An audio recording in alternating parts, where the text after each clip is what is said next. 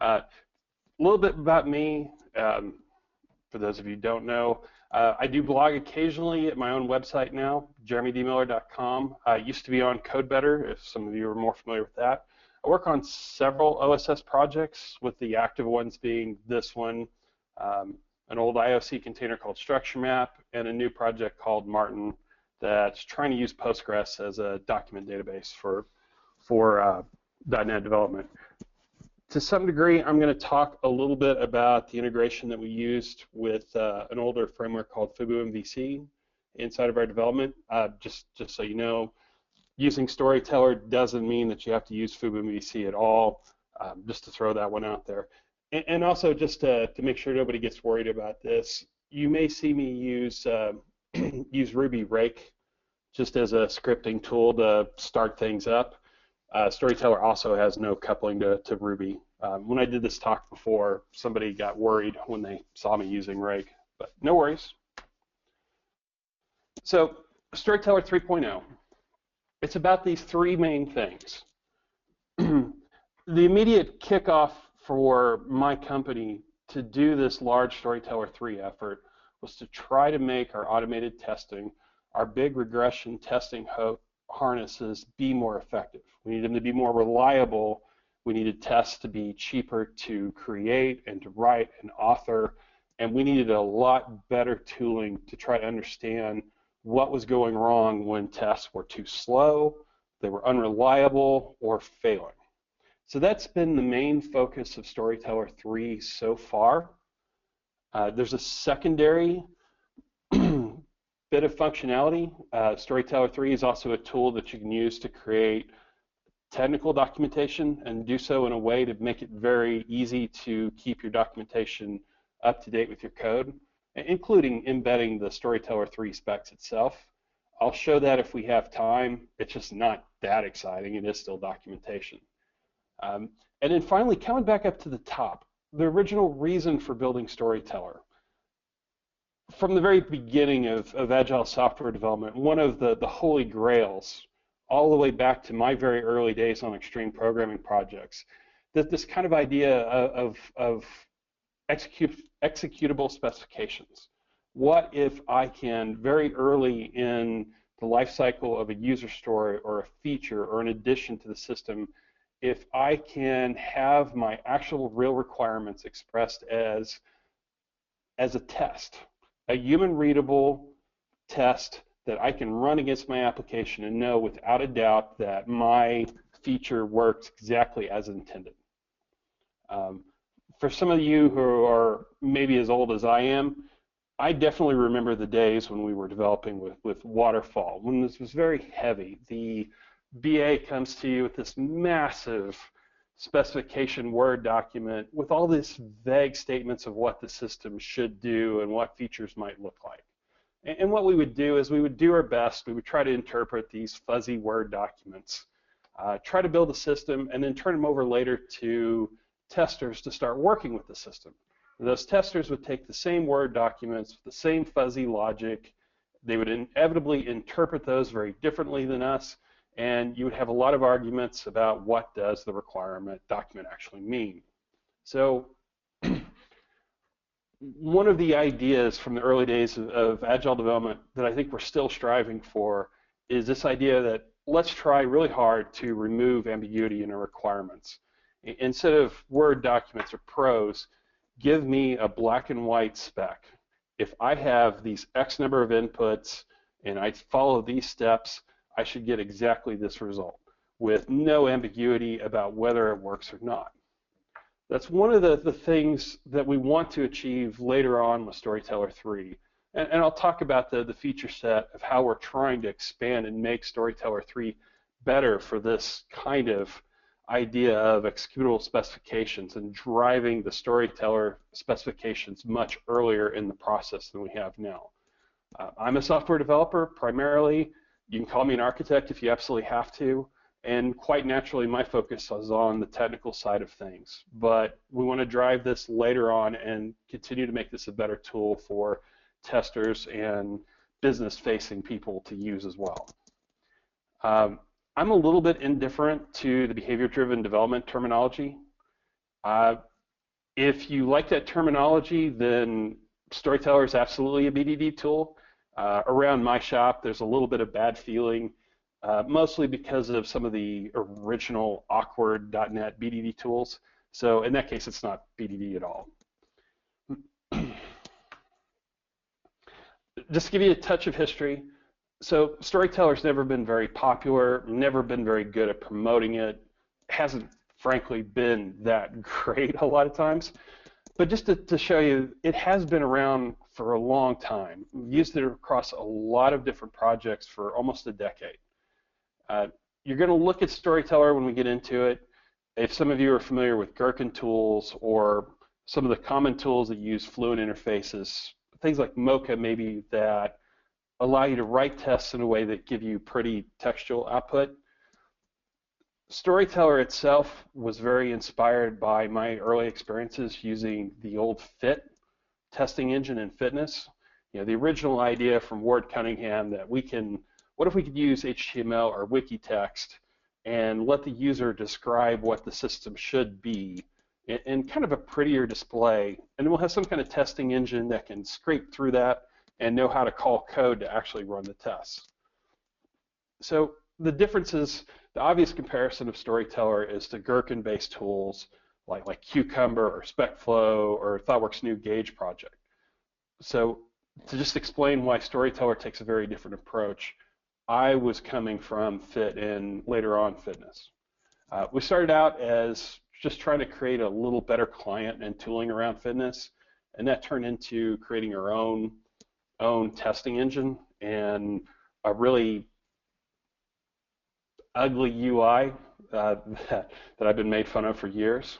When we decided to reboot Storyteller 3, we've completely redone the .NET engine, made sure it's compatible with the old, but the client has been completely rewritten as an embedded web application. We're using React.js and WebSockets, and now I've had a fantastic time upgrading all the React components. There'll be a lot of blog posts later, but that's what we're going to show. As of this morning, I kicked out a NuGet for Storyteller 3.0 that's marked as a release candidate, hoping that there'll be a few more builds pretty soon to eliminate some of the UI glitchiness, and then there's a couple other features we'd like to do before we hit 3.0. So enough of that. To jump in and use a very simple example just to get started. Let's say that we're building a small calculator application. And it's going to need to do basic arithmetic. Type in a number, add another number, see what the results are, subtract a value, and ascertain, did it really work? So if we're using Storyteller with the team, what I recommend is very early on in the basic arithmetic features, we would try to get together with our business people or testers, whoever it is, go up to a whiteboard and kind of sketch out how would you like to express the tests and the specifications about what this thing should be. So this is already written, but let's say that we came up with the language we're seeing here. So if we could say start with, and the swiggle here is going to be an input. Start with a number, add another number, maybe subtract a number, and check that the value should be. So these are the reusable parts of our testing language. So switching over and actually looking at the Storyteller client, which I already have it spun up.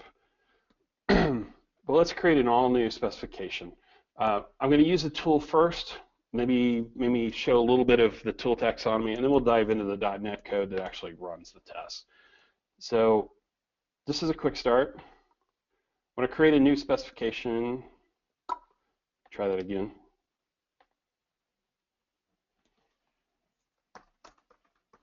New spec on the calculator. And as you can see, we've got plenty of CSS little glitches. Okay, starting off with my new specification, I have a pre-built fixture that I'll explain to drive our calculator system, our calculator. So I'm going to select that, and I'm going to write a failing test first on purpose, just to see what that looks like. So let's start with 5. and then maybe add 6 to it, and then let's verify that the value should be, except I'm going to do my math wrong. So when I run this spec, it should fail. And that's what we see happening. Tried very hard. I'm using the Storyteller client work. I don't get to do a lot of UI work, or have not in the past 5 years, so I'm using it as a kind of a way to level up on my UI skills. So I'm trying really hard to make it keyboard-centric, friendly, and just as easy to use as possible. That's still a work in progress. So I was using a lot of keyboard shortcuts to get there. Coming to our results, the results are projected to an HTML report. The results are completely in line, if you can see it here. We started with 5, we added 6. The value, we said the value should be 12, which is really wrong. And the actual result is 11. So switching back to editing to clean this up, let's replace it with the real value. And now we're succeeding. Okay. To show how we go to the code for this. So our actual system under test, just a small class called calculator here. Just a few properties and methods, really crude. You can set whatever the current value is. You can multiply, divide, add, and subtract. This is our very simple system under test. To create the language around the specifications we used. So I have my class here called calculator fixture.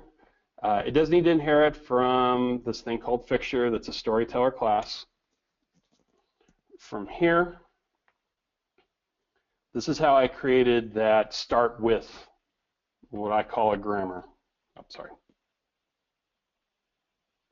So this right here, the start with 5, how it's displayed, the input value right here. That is this code right here. So when I describe the Storyteller mechanisms, I say that it projects to the HTML. The actual test data is metadata.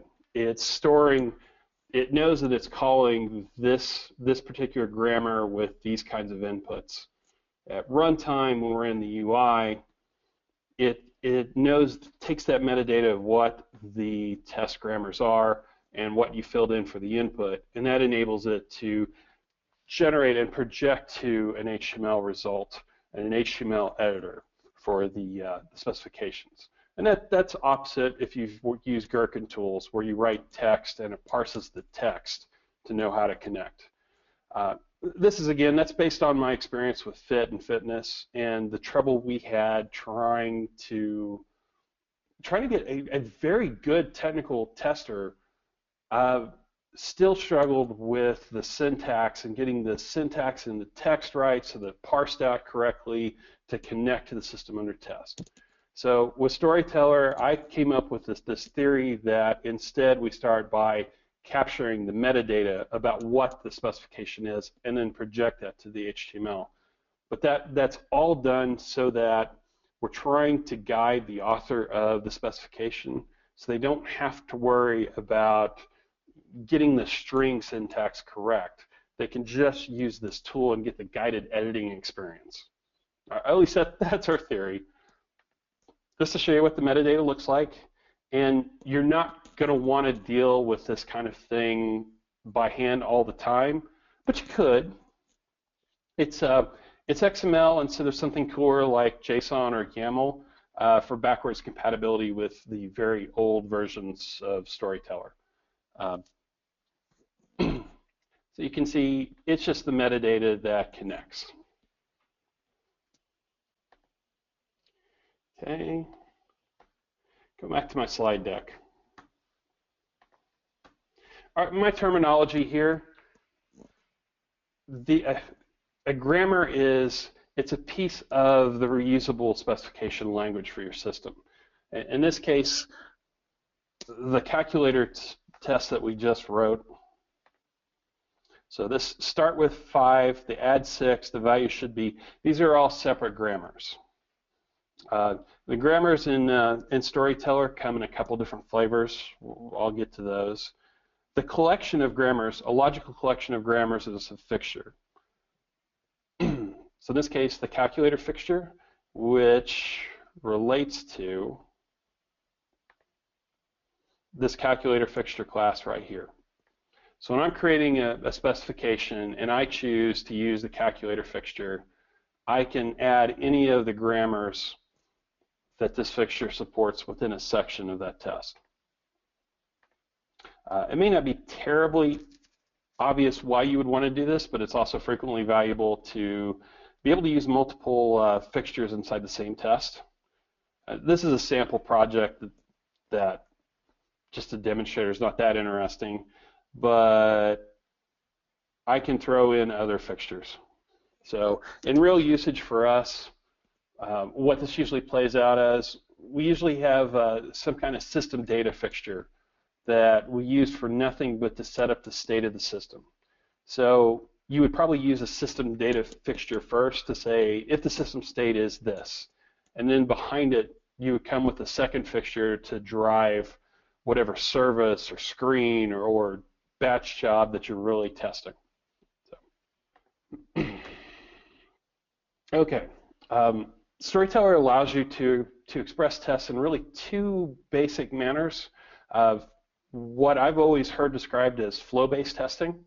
So what we were doing by just saying, I want to start scripting out, I want to start with a number, I want to add something else, but we're scripting out in detail, these are the steps we're going to do. So Storyteller doing one line at a time. This is in Storyteller terminology, it's what I call a sentence, or one line. So sentences can carry out an action, and how we let me go to the UI here. So just looking at the historical, we can carry out an action where we're changing the state or running a service or whatever it is. We can also do an assertion where we can say a single value should be this value and allow Storyteller to verify that result is what you expected. In the code, the way that you make assertions, easiest possible way to do assertions, this value should be method. When this runs inside of a spec, it's taking the actual value returned by this method and comparing it to what you stated was the expected value. So again, coming back to our test, when this runs, it's finding the value the value that the calculator says it should be, but taking the value that you expressed inside the test as the expected, does an equivalency check, and you get green or red, with some facility to tell you why it went wrong. Okay. I'm not showing it quite here, but you can also carry out facts where you just say this condition should be true, and it'll light up the entire sentence as red or green if it succeeds or fails. Other type of testing, and this is a place where I think Storyteller might be more effective than the Gherkin tools, especially for the kind of business domains that my employer gets into. We do a lot of table-driven tests, where we can either set up a decision table of these inputs always result in these expected outputs. You can use tables to set up a lot of system state, whether it's a real database table or just saying things like the users in the system are this, the regions in the application are this. And then finally, being able to express, if anybody's ever used the old fitness tool, the old row fixture idea, that a given query or set of data should be exactly these things, no more, no less. So, putting these in a little bit of context. So I have somewhere, okay, so the other window here, I have some of the old FubuMVC Storyteller specifications that we're using to test Storyteller, FubuMVC. That's a web framework for applications. So one of the things that any self-respecting web application or HTTP framework has to do is support some concept of content negotiation.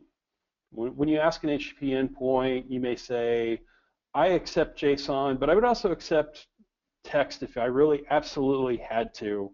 And the system should be smart enough to say, okay, I'm going to give you a textual representation or a JSON representation or XML or whatever it's going to be. And then along the way, there's certain HTTP codes that are valid for, yes, this is okay, or no, I don't accept that, I don't deliver that. So this is some of the specifications I built later on to express the default behavior of a FubuC endpoint. So in my decision tree here, I can express what the query string is on a URL in case you're overriding it. But so I can say I'm sending a post as either JSON or XML or an HTTP form post. And this is the value of the HTTP accepts header. So these are my inputs. The two green lines here, because this does all work, this is what I expect coming back as the content type header from the response and what my response code is. You can see down here, if I throw a trash fake my type in for my accepts that this endpoint doesn't understand, then it responds out with 406. So your decision tree, and this is new for Storyteller 3, your decision tree kind of table, you can expose multiple outputs with the only limitation that your assertions all have to be on the far right of the table. And just looking at the actual code to give you a little context for that.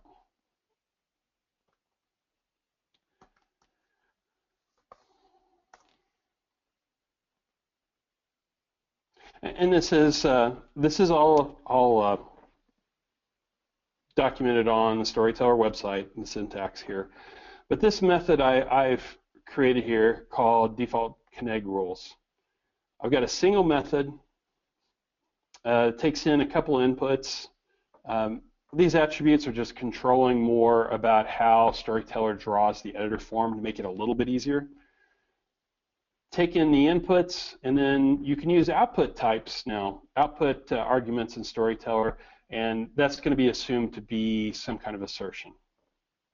The expose as table, this just tells Storyteller that I want to turn this method into a table grammar.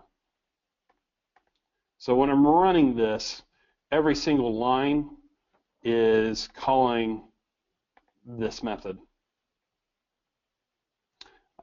Maybe just show you a little bit about the headers, if we are an editor here.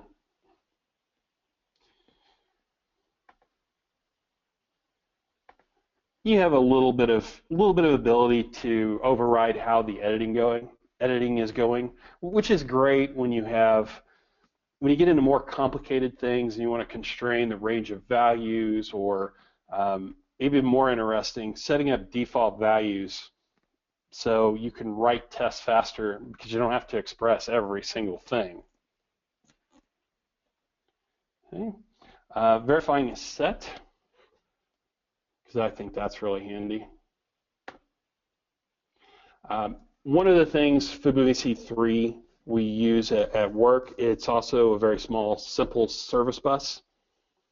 So building distributed application, let's say, and this is one of its internal specifications.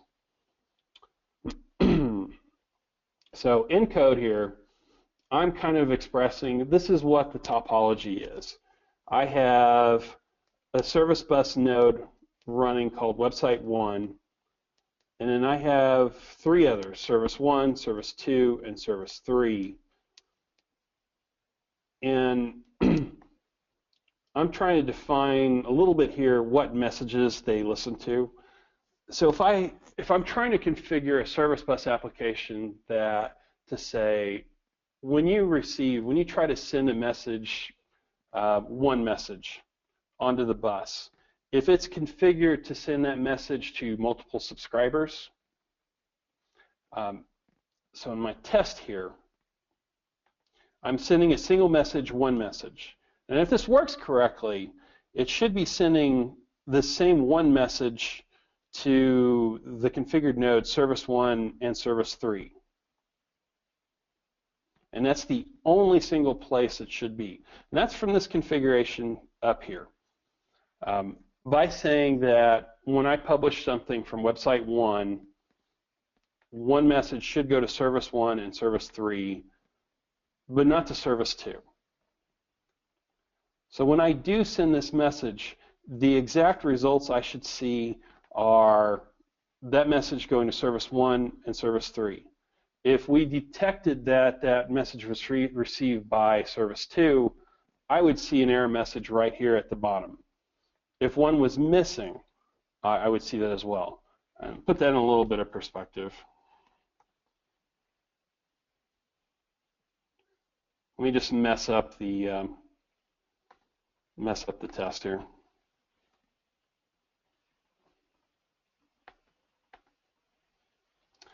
Let me try it again, and UI glitches. Oh, okay, so there's a bug I need to fix today. 1 second.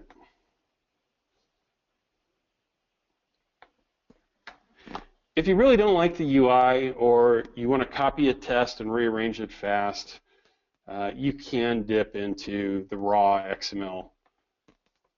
It's not something I think you should have to do, but it still happens. It does have a bunch of file system watcher, so when I saved the XML, I got this back. I introduced the bug right last night, trying to make last-minute changes, trying to make it look prettier for today. Mea culpa. Hey, Jeremy. Yes, sir. Hey, so since we're halfway on the half hour, can we stop for 2 minutes to answer a couple of questions so they don't fall too behind? Okay, I'm sorry, I was on the Windows side. Let me explain this, and then absolutely. Okay. So in our set verification now, when I messed up our results, it's telling me this was expected, but I didn't find it, and then there was one I did not expect that was in the set. So you can make a very easy declaration of this is exactly what it should be and get a comparison of what really happened. All right, Hadi, go ahead. Okay, not many, but just a couple. The website, David asks, the website mentions that the official release will be available on OS X via Mono. Will the current RC work with OS X and Mono? There might have been wishful thinking. Not yet, or more correctly, I haven't verified that. My feeling for right now, and it's kind of wimping out, is I want to wait for the core CLR to be a little bit more ready and try to use that as our pathway to OS X support. We're definitely going to do it. My shop, we all develop on Macs. We'd actually kind of like to turn the Windows VM off more often and code on the Mac side. It'll happen, but sorry, not yet. But if you want to help with that, I'd love to help. Okay, I hope I say this name right. Asborn Ulsberg says, why is the serialization format XML and not JSON? It's backwards compatibility, nothing else. So my mandate, this is Storyteller 3 was something I did for my job, and we had a large legacy of existing Storyteller tests from the much earlier version that used XML. It's not actually serialization, it's custom stuff, but I kept the XML truly for backward compatibility. If you look at the UI and you want to dig into your F12 panel, it serializes the specifications to JSON to go back and forth between the client and the running application. So it's just legacy, nothing else. Okay, and I'll leave some of the others for later because they're general, but this one was more specific to what you were showing, I guess, at the time, which is, he also asked, have you tried using it without attributes, instead using reflection to figure out the grammar of a fixture? So it can do that. It's just a little bit ugly. There, it just hasn't happened yet. I do have a GitHub issue, or I might have closed it to maybe give you some conventions, kind of exactly what he's saying there to, you know, if you start expressing your method names with a lot of underscores, that maybe we could derive the format from that signature. The only problem with that is it locks it uses the method name as kind of the key of what it is. And if you got in and start changing that method name, it would break your specifications. That's something I'm interested in doing, but I think the way that I want to handle that in the end, and I'll talk about this on the roadmap a little bit, is starting to separate out the how does it resolve, how does it project to HTML, letting you just edit that directly in the UI and kind of decoupling that from the C# code.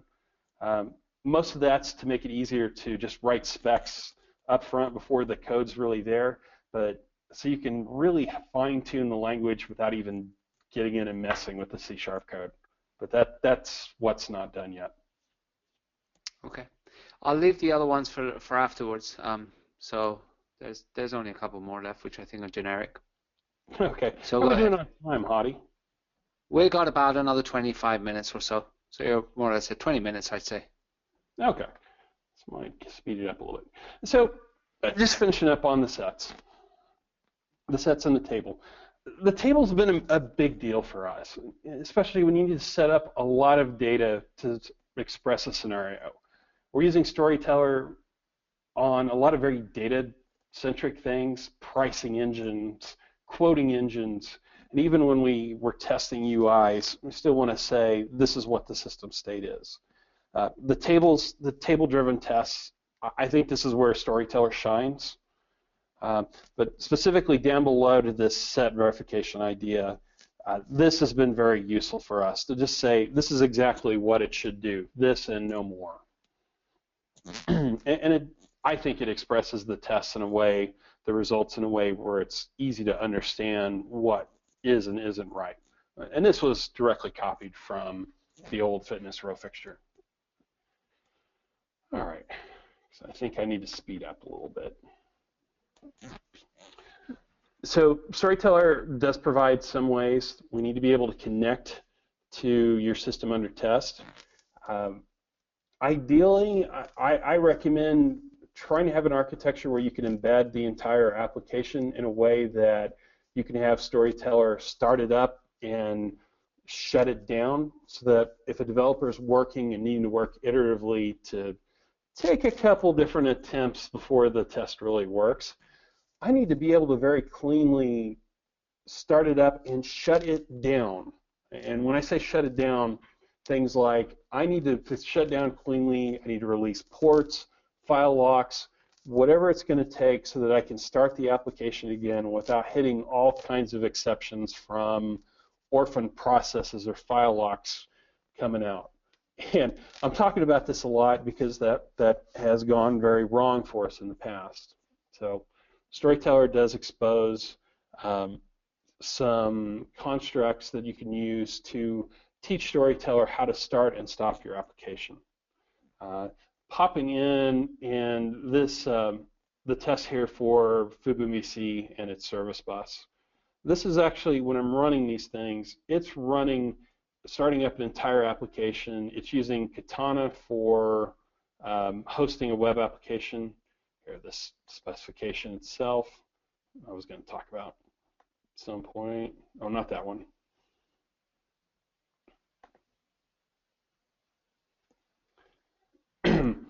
So the specification itself, this engine, it's running a self-contained FubuMVC application with a little embedded web server to do everything. That doesn't mean that you have to do it this way. You can use Storyteller to drive a running application hosted externally. And that's something we do at work as well. We try to do most of our functional testing with self-contained testing, but you have to have some level of black box testing where it's actually deployed. because this was a problem in earlier versions of Storyteller and more CSS glitches, I got a little dialogue here, the recycled up here in our header. This tells me when was the last time Storyteller bootstrapped the application. And if it is up and available, this can tell me a little bit of information about how Storyteller is connecting to the system under test. Just telling you what's the testing app domain look like. Like most .NET testing tools, it runs your tests in a separate app domain. So this is something that was problematic in the past. What config file did Storyteller use for your testing app domain? Where is it trying to test from, and your bin path, and where are the specs? So this is all about troubleshooting what's going on. That was something that didn't necessarily go very well in earlier versions. If I need to, Storyteller is watching the files where you're running your application, and if it detects that you recompile, it will trigger a recycle. It'll dump the old app domain and create a new one and get it ready for you. So we're using shadow copying, can burn you occasionally, haven't seen that in a problem. If the file system watcher doesn't work for you, and it frequently doesn't, you can manually kick off and force it to recycle. And here you can see a little indication, I'm recycling. So it's going through the effort of shutting down the old app domain, shutting down the application, and restarting. And that should already be done. Oh, there it goes. And you'll get an indication when it comes back. So we saw the time change. Okay, and because somebody's probably going to ask, we don't yet support the DNX project system. I'm not perfectly sure how we're going to do that. DNX is probably going to wipe away a lot of the existing automated testing tools in .NET. I don't know if we're going to be able to create an all-new package for DNX just because the mechanisms are so different, or if it'll be a different executable inside the same Storyteller NuGet today. So that's a long-winded way of saying I just don't know yet, but we will support DNX at some point. I didn't explain this and probably should have. So just looking at the Fibonacci, oh, sorry. Let me see here when this got started. So Storyteller consists of two separate parts. Yeah, here we go.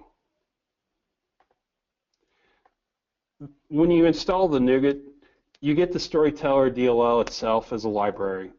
That's what you're going to need as a reference in whatever your testing project is, and that holds the attributes you saw, the fixture class, anything you need to create your language.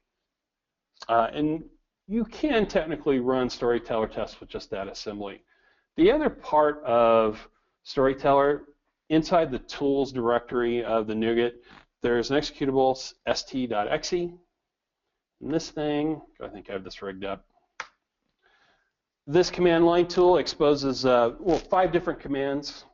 The only 2 we care about right now are open and run.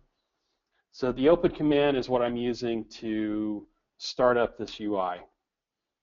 When it creates this UI, it's starting up a small embedded server. It's using Known as an embedded server and a little Owen website to expose this endpoint. Most of the communications WebSockets. So you don't have to have any administrator rights or anything like that if you guys have used Katana in the past and had trouble with that. If I, or when, I'm going to skip this a little bit.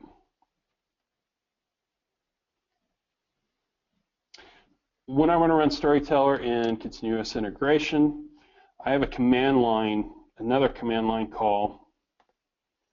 The run here, no web server, just run the application straight from a command line. So I have another small small OSS project called Alba. It's meant for utilities for writing ON-based applications. But one of the things we've done with it is we've built a new HP routing engine, or just a little routing library. So we're using a lot of Storyteller specifications on that to test out all the different routing scenarios when we throw at this. In continuous integration scenarios, I just run these Storyteller specs from a command line call. The rake Storyteller is just scripting out the calls to the Storyteller executable, and make sure everything's compiled and ready to go. So let me run that.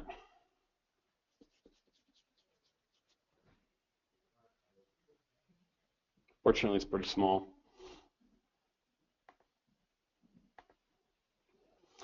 So in our results here, it gives us a little bit of information. What is it doing? What config files is it using? Where does it think the application is? What bin path it's using? I'm running it locally against debug, but that's something you can control from command line flags to run and release on your CI. Then our results here. We talk a little bit about this. In this case, everything passes, and it better pass because it's in CI right now.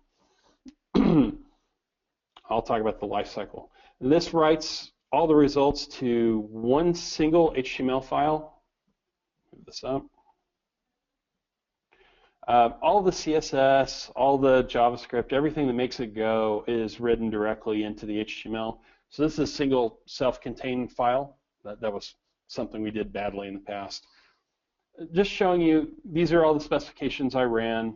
This is the end results. I can pop into and look at the individual results. Okay. In CI, just to show this, so again, thanks to JetBrains for having me here, but one of the things they do, we use a lot of OSS licenses from JetBrains.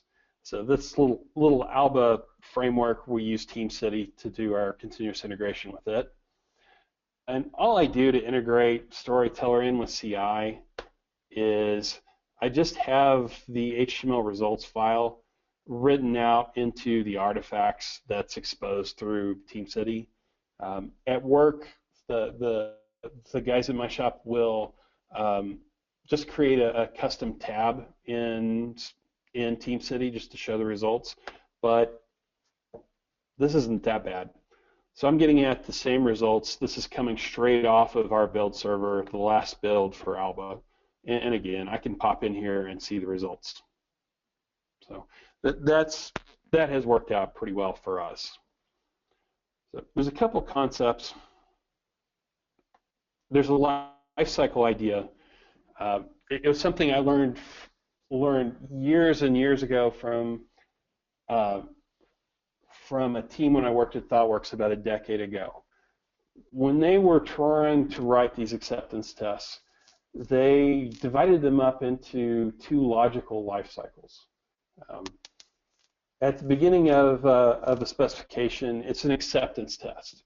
This is what we're supposed to be building. This is how it's supposed to be working, but it's a work in progress.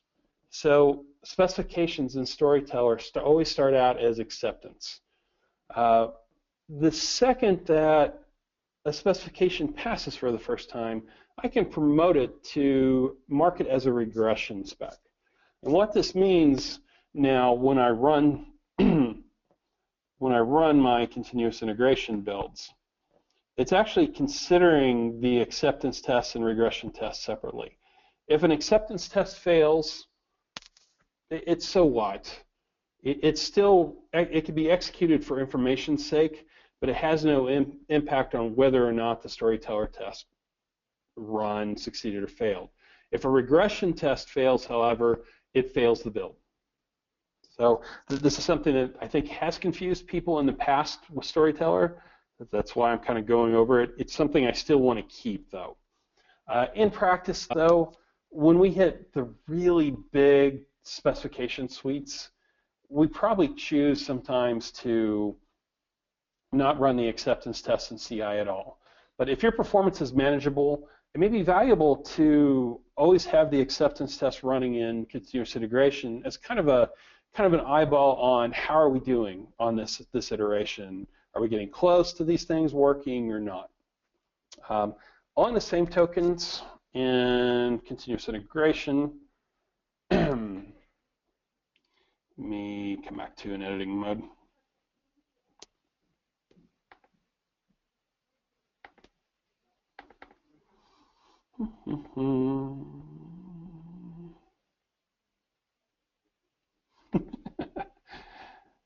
Okay, guys, sorry. More glitchiness. So you shouldn't need to have this, but if you're getting into, especially with a lot of WebDriver testing or service bus applications where you have a lot of asynchronous behavior, for lack of a better terminology, specifications can become flaky and unreliable. In past versions of Storyteller, I've always supported the idea of specification retries. So when I'm running in CI, if it fails once, I can say, no, go ahead and run it again. As long as it passes once, it's good. Storyteller 3, we tightened that up. We tightened it up quite a bit because that had been problematic. And on either a specification by specification basis, you can say, I will allow you to retry this X number of times. But you can also set it as a default for the project in a command line. But if you do get into those unreliable specifications, that might be a lifesaver. Probably have my permission to feel ashamed about doing that, but it still turns out to be helpful. Okay. Just last thing I think I wanted to show, if I can. It's one of the big issues for us with our Storyteller specification suites, and especially the one very large project that's moving very fast. Our Storyteller suites were excruciatingly slow. And at the time, the suspicion, and my suspicion as well, to be honest, was Storyteller's too slow. Maybe it's the application, but maybe it's Storyteller. I don't know. So a big emphasis on Storyteller 3 early on is trying to integrate a lot and expose a lot more performance data about what's going on inside. Make sure we can tell you about any exceptions that we catch along the way. Allow you to expose debug statements that happen in the results. And then finally, this is something we haven't taken advantage of enough yet, but you can teach Storyteller how to verify at the end of a specification, even if it passes, you can look over the results and say, yeah, this is great, but it's too slow. And you can still fail a specification in CI if the performance creeped up too high. So, making this a little more concrete.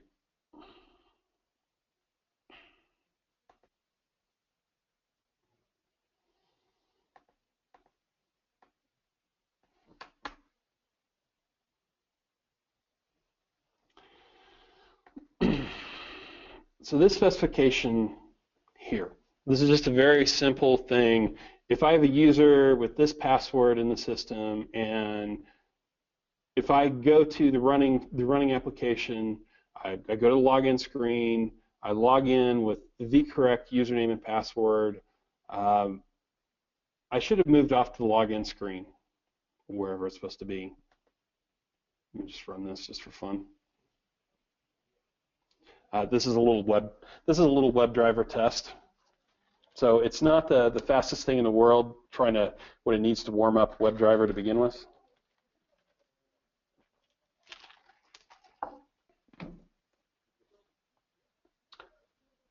So it's really not the fastest thing in the world when it's trying to spin up WebDriver.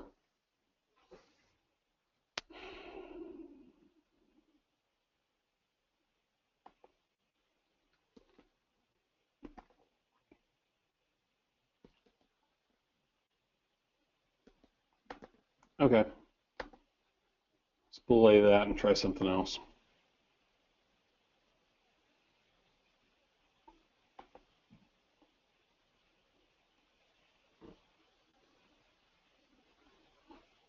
So we'll switch instead to a service bus application.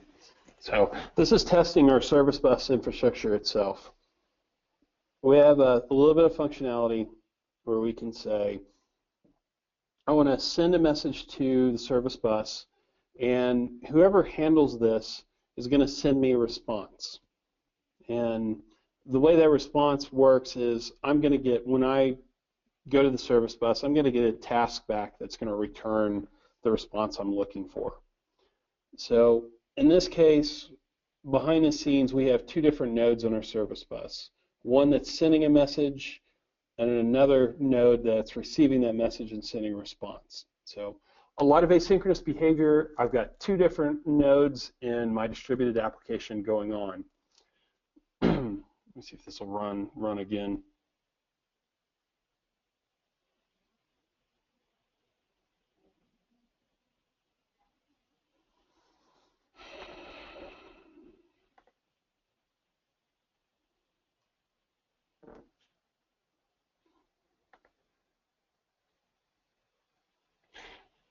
I'm going to cheat and just restart that whole thing.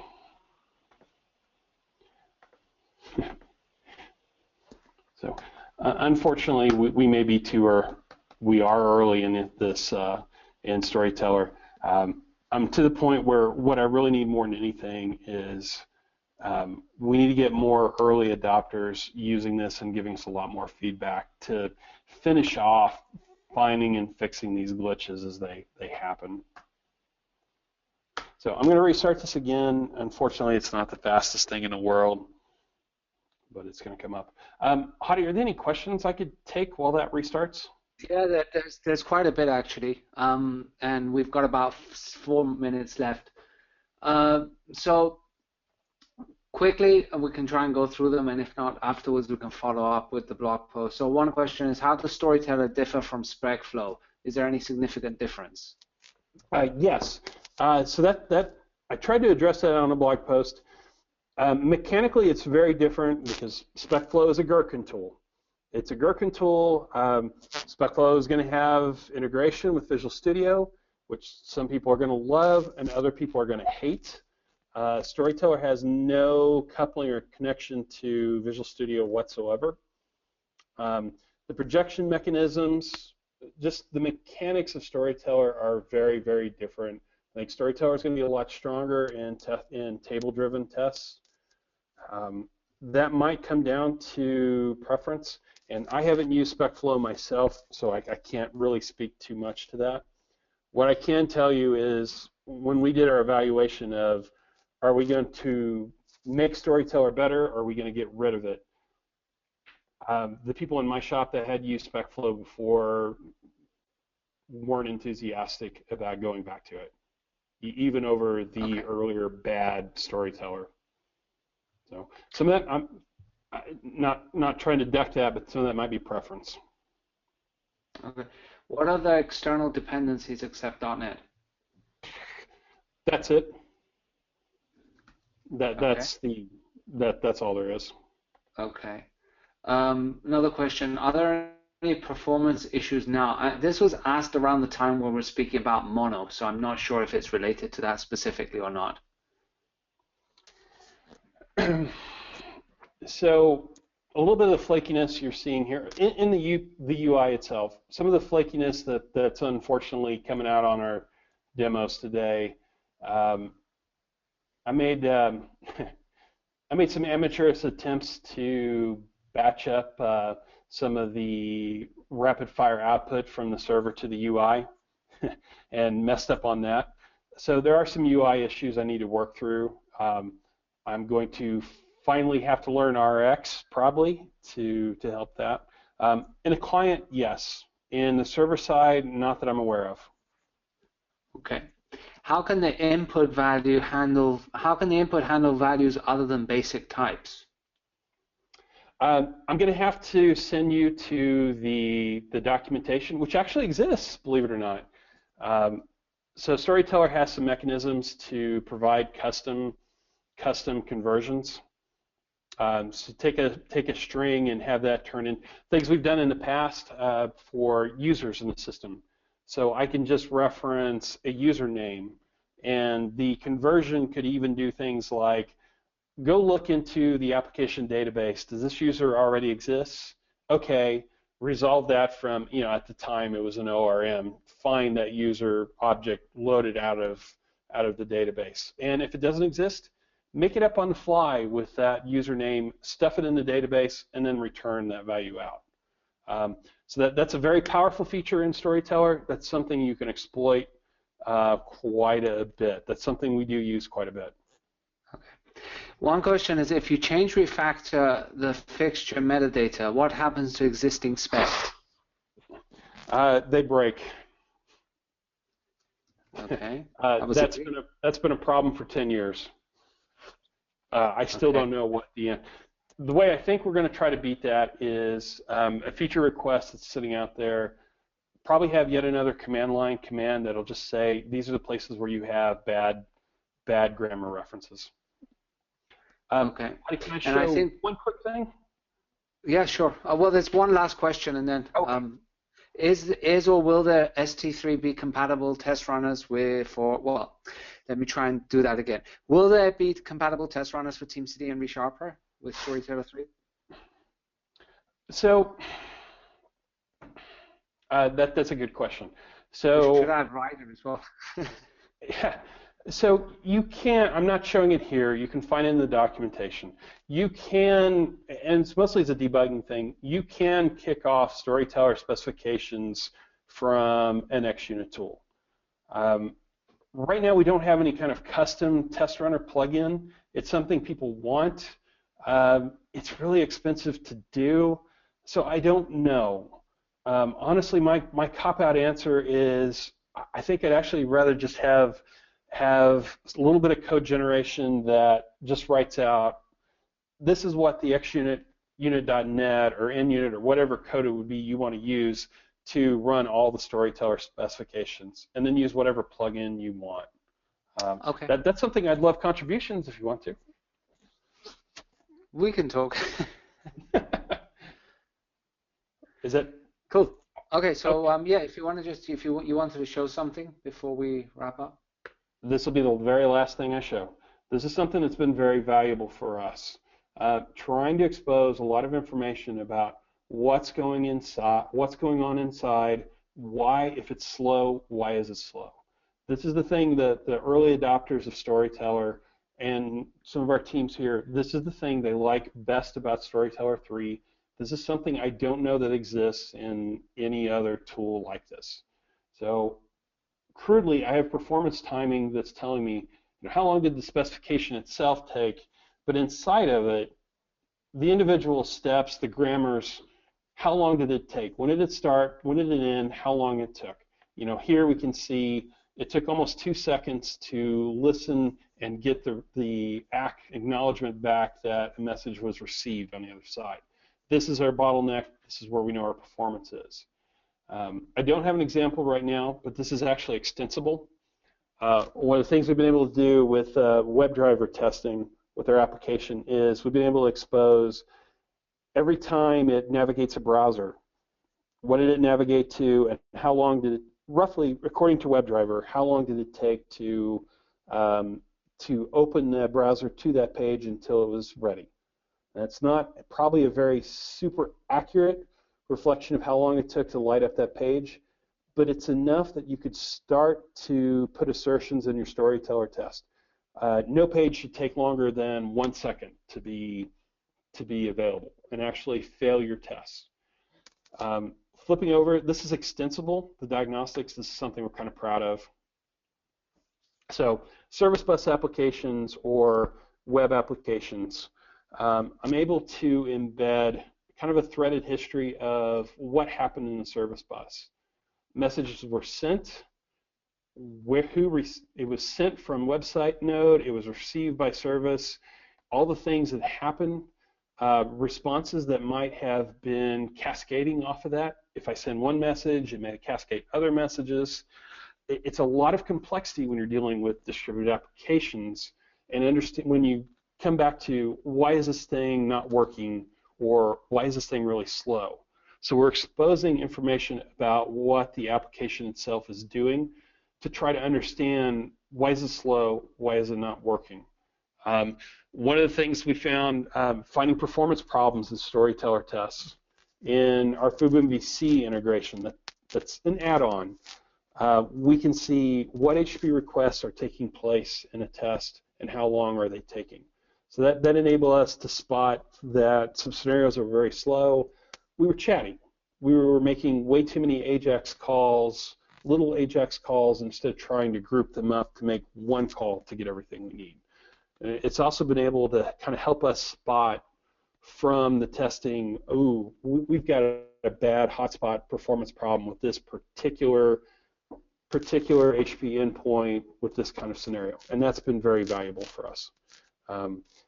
Part of the roadmap later this year, we've done this all with FuboVC, but that project's dead. We're going to move off of it as well. We would like to recreate what you're seeing here.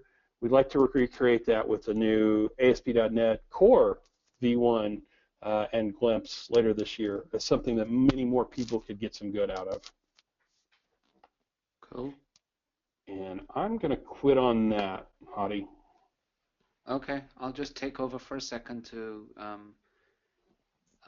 give some more information. So I'm hoping you can see my slides now.